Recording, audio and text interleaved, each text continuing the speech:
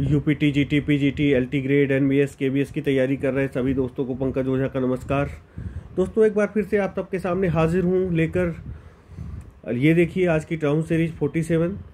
इसके पहले history pledge और हेनरी 6 पार्ट 1 पार्ट 2 पार्ट 3 पढ़ाए गए हैं, उनको ध्यान से देख लीजिए। ऐसा ना हो कि बाद में आपको पछताना पड़े। बाकी मैं और कुछ नहीं कहूँगा, समझदार के लिए इशारा ही काफ़ी होता है। आइए देखते हैं, शुरू करते हैं आज का सिलसिला। और सेशन को लाइक करके जाइए, शेयर कीजिए, सब्सक्राइब कीजिए ज़्यादा से ज़्यादा संख्या में। कहने की ज़रूरत नहीं है, रोज़ मैं कहता हूँ। आइए देखते हैं, आज का पहला प्रश्न लेते हैं। विच पोम डिस्क्राइब्स वर्ड्सवर्थ पैंथीस्टिक फिलॉसफी? ये आज का पहला प्रश्न है। कौन सी पोम है जो वर्ड्सवर्थ की पैंथीस्टिक फिलॉसफी को डिस्क्राइब करती है? पहले प्रश्न का आपको जवाब देना है। Tintern Abbey, the prelude, an evening walk, leech gatherer. जवाब दीजिए। पैंथीस्टिक का मतलब क्या होता है, पहले तो आपको ये बताना है। What do you mean by pantheistic? देखिए, पैंथीइज्म एक विचारधारा है जिसका मतलब होता है God is all and all is God, सर्वेश्वरवाद। तो कहने का मतलब है वर्ड्सवर्थ की सर्वेश्वरवादी विचारधारा में कौन सी पोम यकीन करती है, या किस पोम में वर्ड्सवर्थ की सर्वेश्वरवादी विचारधारा दिखती है? God is all and all is God. बताएं, जवाब दीजिए। क्वेश्चन नंबर 1 की अगर बात करें दोस्तों, तो यहाँ पर जिन लोगों का जवाब ए आ रहा है वो बिल्कुल सही है। हम टिंटन अबे की बात कर रहे हैं। Let's move on to next question. Mute scene and trial scene occur in the play. Mute scene और ट्रायल सीन किस प्ले में अकर होते हैं? ये क्वेश्चन बार बार पूछा गया है, इसका जवाब दीजिए आप। क्वेश्चन नंबर 2 का जवाब देना है आपको।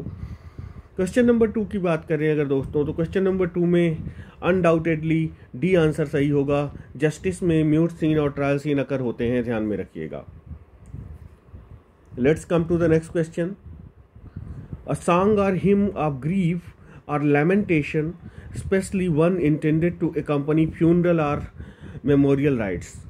आप बताइए क्या होगा? डर्ज होगा, बैलेड होगा, लिरिक होगा, यूलॉजी होगा?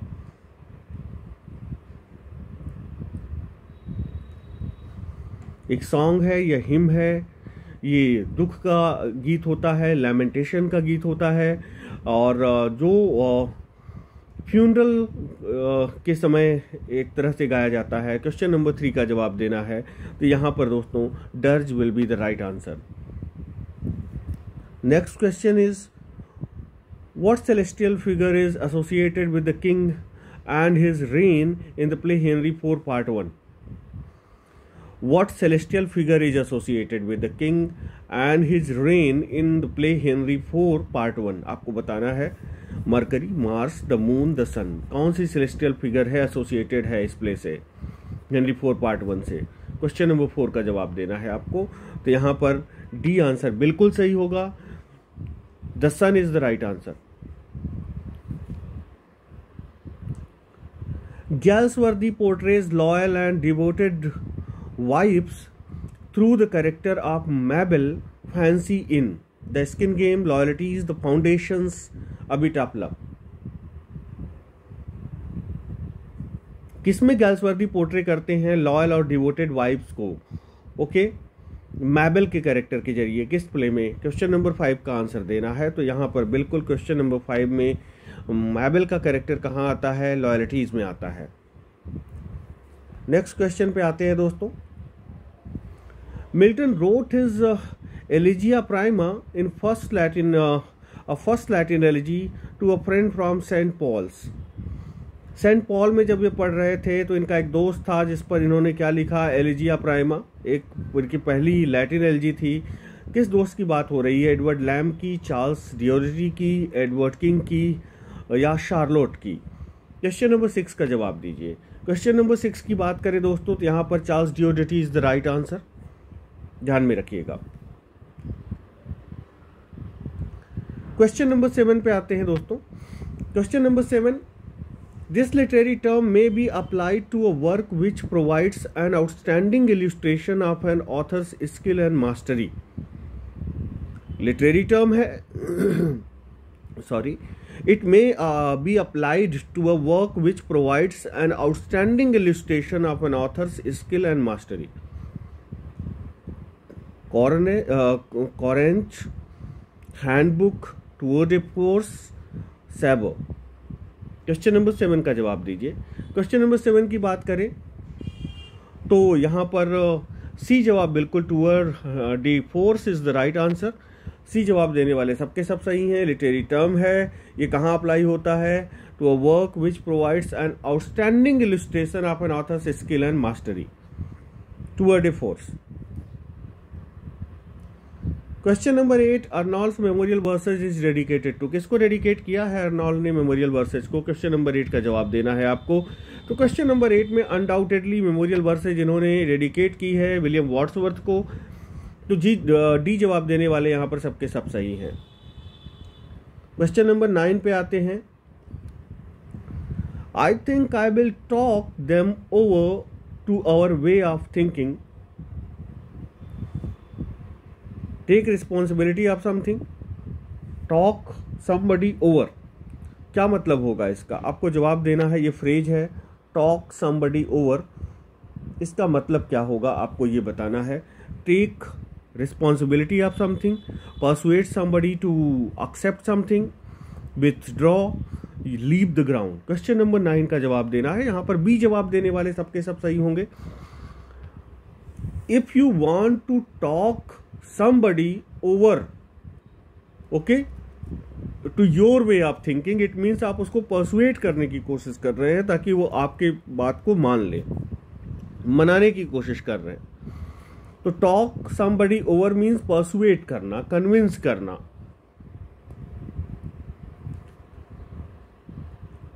टॉक ओवर राउंड अपनी बात को मनवा लेना, समझा लेना। ओके, ध्यान में रखिएगा। Persuade somebody to accept something or agree to something. Correctly spelled word बताना है। हिप्पोपोटामस की सही स्पेलिंग क्या होगी आपको बताना है क्वेश्चन नंबर 10 में। क्वेश्चन नंबर 10 में जैसे ही आप चारों ऑप्शंस को देखते हैं, सी ऑप्शन अगर आप देखेंगे तो वो करेक्ट है। HIPPOPOTAMUS, hippopotamus. ओके, ध्यान में रखिएगा। क्वेश्चन नंबर 11 में करेक्ट स्पेलिंग बतानी है स्क्वायरल की। क्वेश्चन नंबर 11 आपकी स्क्रीन पर है, देखिए और जवाब दीजिए।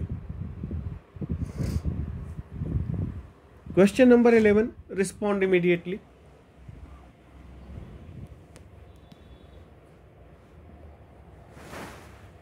क्वेश्चन नंबर 11 की अगर हम बात करें दोस्तों, तो यहाँ डी जवाब देने वाले सबके सब सही कंसीडर किए जाएंगे। यस, QUIRREL, स्क्वायरल की सही स्पेलिंग है। Everyone is impressed by her zeal and enthusiasm, no improvement। क्या होगा इसमें कौन से पार्ट में एरर है आपको बताना है।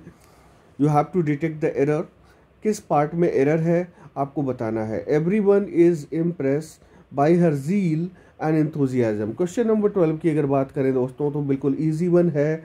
Everyone is impressed हो जाएगा। तो यहाँ पर किस पार्ट में गड़बड़ी है? जाहिर सी बात है बी पार्ट इसका गड़बड़ साफ समझ में आ रहा है। क्वेश्चन नंबर 12 में बी आंसर हो जाएगा। ओके, इम्प्रेस बाई के बदले इम्प्रेस्ड बाई का प्रयोग होगा।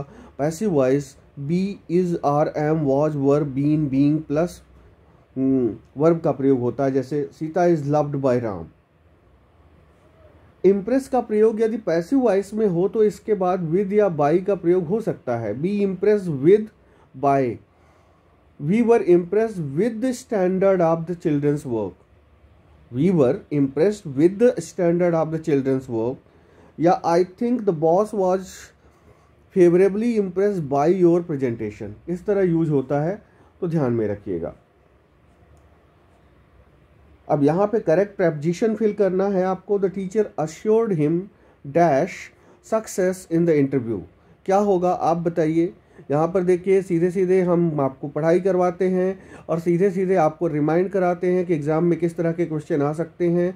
आपको इसे सिंसियरली लेना है और बहुत कम समय में, जैसा कि मैं अगर एक टर्म का यूज करूँ कि गागर में सागर, बहुत कम समय में हम आपको 30 क्वेश्चन करवा देते हैं। दूसरी जगहों पर वही 30 क्वेश्चन आपको बहुत लंबे समय में करवाए जाएंगे।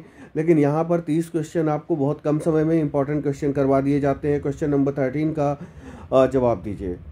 क्वेश्चन नंबर 13 की अगर बात करें दोस्तों, तो यहाँ पर डी जवाब बिल्कुल सही होगा। The teacher assured him of success in the interview.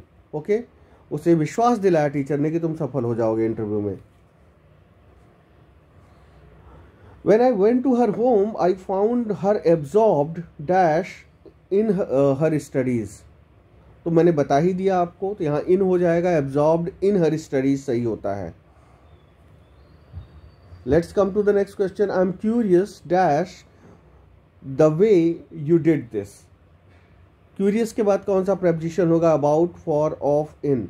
तो क्वेश्चन नंबर 15 में ए हो जाएगा, I'm curious about the way you did this.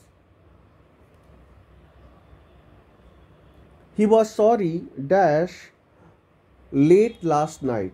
By coming late last night होगा, from coming late last night होगा, to come late last night, about coming late last night क्या होगा? Question number 16 का जवाब देना है। तो यहाँ पर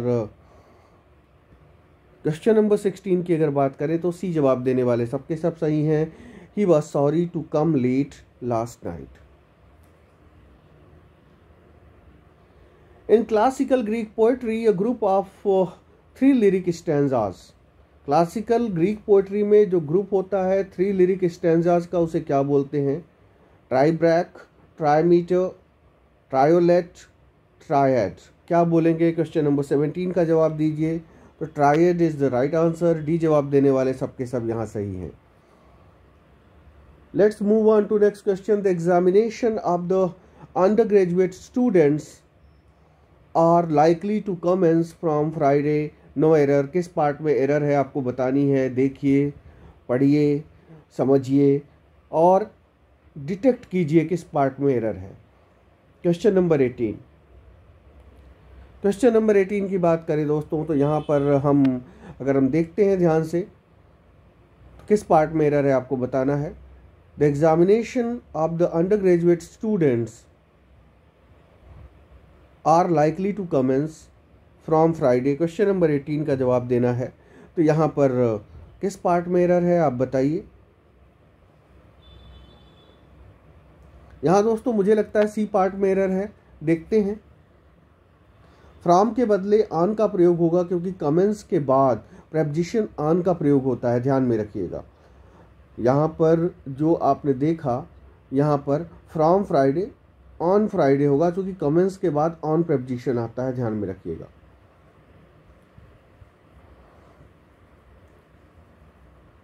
अ ग्रुप ऑफ मर्चेंट्स क्या कहा जाएगा? थ्रॉन्ग ऑफ मर्चेंट्स कहा जाएगा, ट्रुप ऑफ मर्चेंट्स कहा जाएगा, सिंडिकेट ऑफ मर्चेंट्स कहा जाएगा, यूनियन ऑफ मर्चेंट्स कहा जाएगा। ग्रुप ऑफ मर्चेंट्स को क्या बोलेंगे? क्वेश्चन नंबर 19 का जवाब देना है।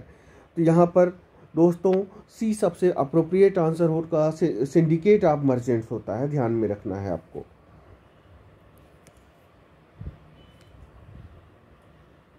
The art of secret writings. जो सीक्रेट राइटिंग्स की कला है उसे क्या कहते हैं? स्पेलोलॉजी,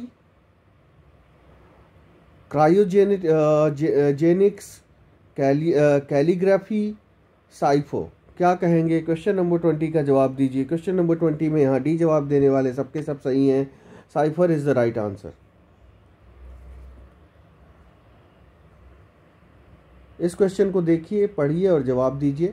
the major said to his officers move forward and face the target now. इसको इनडायरेक्ट में बदलना है आपको। चारों ऑप्शन आपके सामने हैं। ओके, ये चारों ऑप्शन आप देख लीजिए, आपके सामने है चारों ऑप्शन। क्या हो जाएगा यहाँ पर? जवाब दीजिए।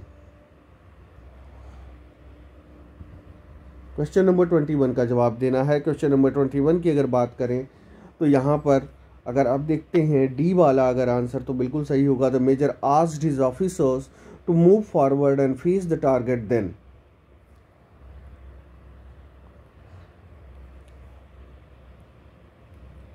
True religion does not require one to proselytize through guile or force. Proselytize का यहाँ सिनोनिम आपको बताना है। Question number 22। जो सच्चा धर्म है वो आपको कभी प्रोसेलेटाइज नहीं करेगा लालच देकर या बलपूर्वक, मतलब आपको प्रोसेलेटाइज करने की कोशिश नहीं करेगा। प्रोसेलेटाइज का सिनोनिम क्या होगा? क्वेश्चन नंबर 22 का जवाब देना है।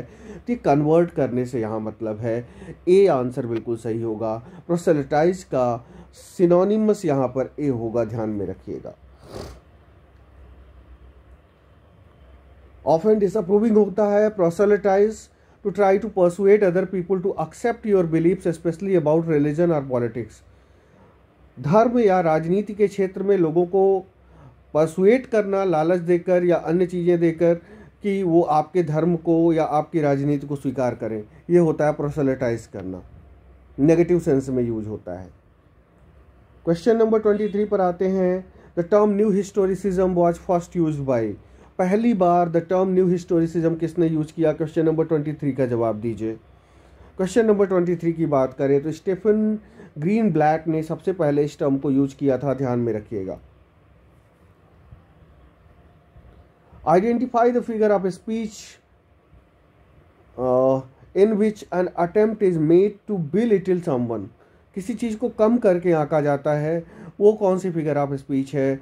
जुग्मा है, टैपिनोसिस है, इन्वर्जन है, या हाइपोटाइपोसिस है? क्या होगा? क्वेश्चन नंबर 24 का जवाब देना है आपको। जवाब दीजिए। क्वेश्चन नंबर 24 की बात करें तो यहाँ पर tapinosis is the right answer. B is the right answer, वही है। ओके, ध्यान में रखिएगा। देखिए, टैपिनोसिस होता क्या है? Is the use of speech in understatement and making something smaller than it actually is. Example देखिए, एग्जाम्पल बहुत अच्छा दिया हुआ है। Yes I know I saved the boy but I didn't really think and anyone would have done the same। कि मैंने बच्चे को जान बचाई, मुझे नहीं लगता कि मैंने कुछ बहुत सिग्निफिकेंट किया है, मेरी जगह कोई भी होता तो यही करता। ये कहने का मतलब टैपिनोसिस का बिल्कुल ही टिपिकल एग्जाम्पल है कि किसी भी चीज़ को अंडर स्टेटमेंट कर देना, कम करके आंकना, जान बचाना किसी की बहुत बड़ी बात है, लेकिन वो क्या कह रहा है कि मेरी जगह कोई भी होता तो यही करता। The need to give earthly rewards and punishment to the characters at the end of literary work in proportion to the virtue or voice of the characters is known as। जो एक आवश्यकता होती है, ओके, रिवार्ड्स देने की, earthly rewards और punishment देने की कैरेक्टर्स को, ओके, किसी लिटरेरी वर्क के अंत में जिस अनुपात में उन्होंने अच्छा काम किया है उसके लिए उन्हें रिवार्ड दिया जाएगा, जो उन्होंने खराब काम किया उसके लिए पनिशमेंट दिया जाएगा। इसे क्या कहेंगे? पोएटिक जस्टिस कहेंगे, पोएटिक लाइसेंस कहेंगे, पोएटिक डिक्शन कहेंगे, ट्रेजिक फ्लॉ कहेंगे। बताइए, क्वेश्चन नंबर 25 का जवाब दीजिए। तो ये पोएटिक जस्टिस होता है दोस्तों।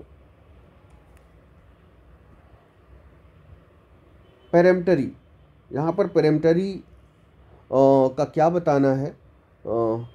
आप बताइए यहाँ पे पेरेम्पटरी का क्या मतलब होगा? यहाँ शायद एंटोनिम बताना होगा। पेरेम्पटरी का मेंशन नहीं है, लेकिन पेरेम्पटरी का यहाँ एंटोनिम आपको बताना है। What is पेरेम्पटरी? पेरेम्पटरी होता है कि जो ही चीज़ अगर मैं कहूँ तो वो आज्ञापक है, मतलब वो आपको कोई भी, अगर मान लीजिए मैं अगर कहूँ कि आपको डेली पढ़ाई करनी चाहिए तो मैं आपसे ये अपेक्षा करता हूँ कि आप डेली पढ़ाई कीजिए ही कीजिए, मेरी बात की अवमानना मत कीजिए। इस तरह होता है, एक तरह से बहुत तानाशाही वाला। शीघ्र पालन प्रत्याशित, बिना किसी बहस के, कि मतलब कोई बहस नहीं, कि जैसे अधिकारी हैं तो बोलते हैं ना कि मैं यहाँ सुनने नहीं आया, सुनाने आया हूँ, जो मैं कह रहा हूँ उसका पालन करो। तो अगर कोई पेरेम्पटरी आदेश देता है, इट मीन्स कि वो बिल्कुल बाध्यकारी है आप पर, उसको उस कार्य को करना ही करना है। तो ये पेरेम्पटरी हो जाता है, एक तरह से बहुत ही एक आप निरंकुश आदेश कह सकते हैं, या निरंकुशता भरा एटीट्यूड कह सकते हैं, जो पेरेम्पटरी एटीट्यूड है। तो इसका आप बताइए एंटोनिम क्या होगा? क्वेश्चन नंबर 26 की अगर बात करें, क्वेश्चन नंबर 26 में डेफरेंशियल इज द एंटोनिम ऑफ पेरेम्पटरी। क्योंकि डेफरेंशियल क्या होगा? डेफरेंशियल की अगर हम बात करें तो नीचे दिया हुआ है, आइए देखते हैं।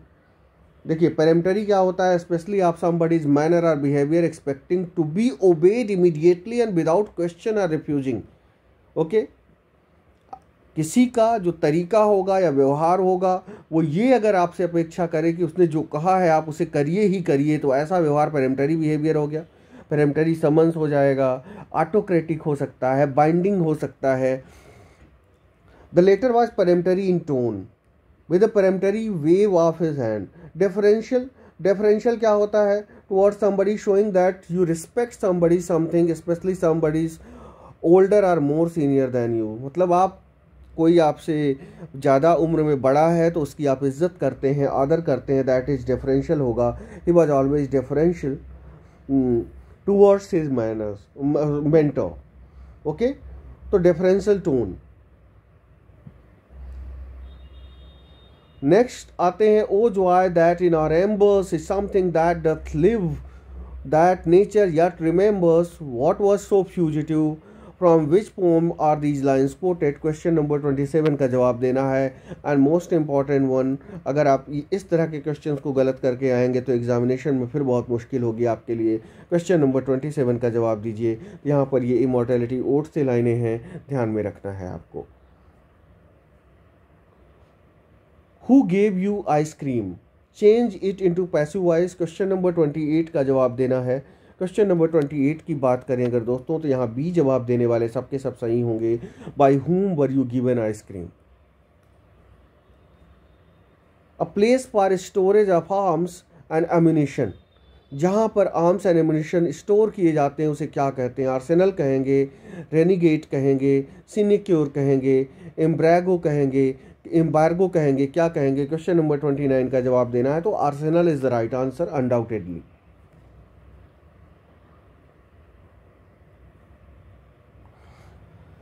नेक्स्ट वर्ड, इसका सिनोनिम बताना है आपको।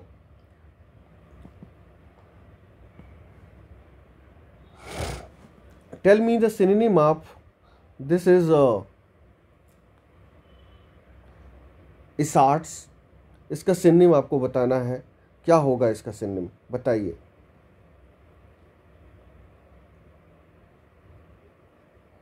Tell me the synonym.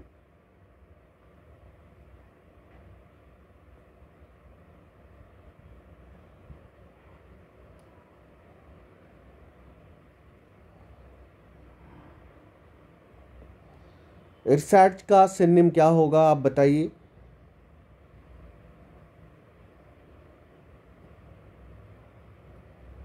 Respond immediately।